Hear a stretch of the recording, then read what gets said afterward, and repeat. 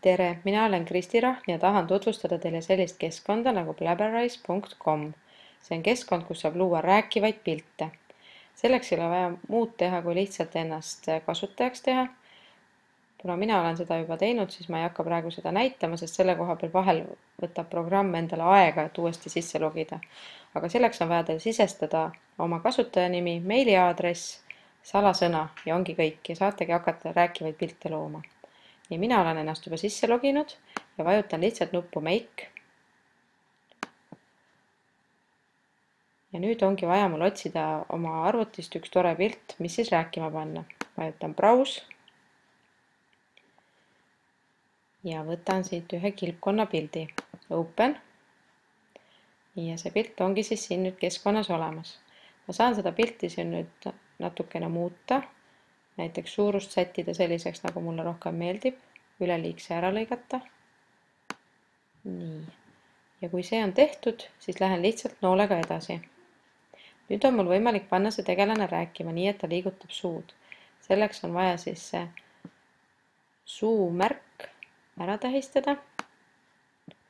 Ta saab siin natuke sättida, et ta oleks veelgi rohkem õige koha peal.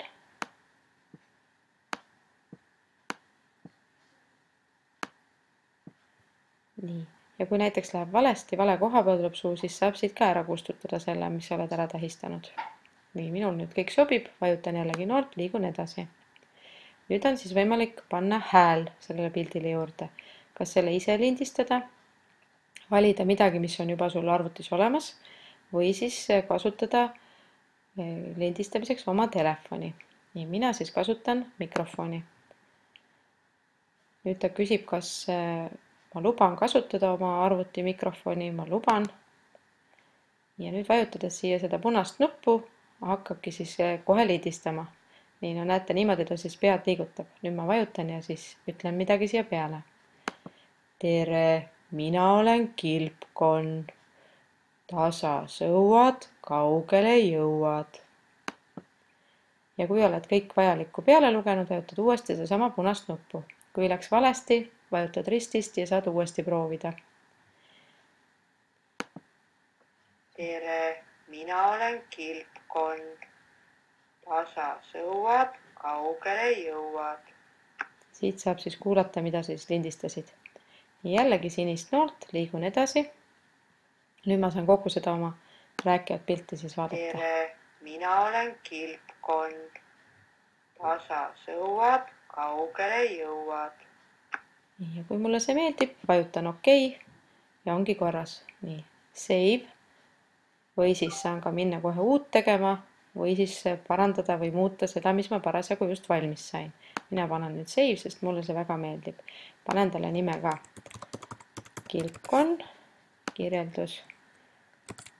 Läheme siia vana sõna. Nii. Kilpkonn, vana sõna, märksõnadeks juurde.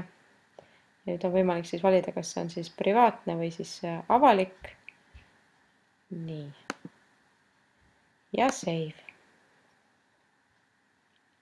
Mina praegu siis valisin sellise, mida võivad ka teised vaadata. Nüüd läheb natukene aega, kuni ta selle ära salvestab. Ja kõik need rääkivad pildid, mida te olete teinud, leiate te pärast siis My Stuff nupukese alt.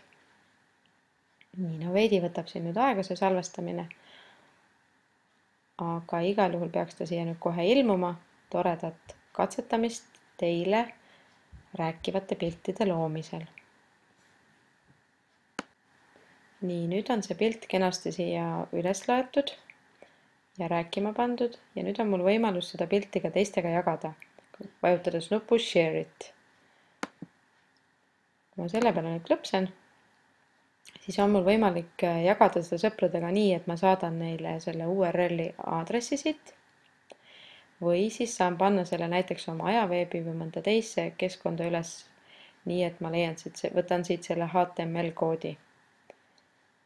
Nii, selle peale tuleb siis lihtsalt klõpsata ja saan selle siis panna näiteks ajaveebi.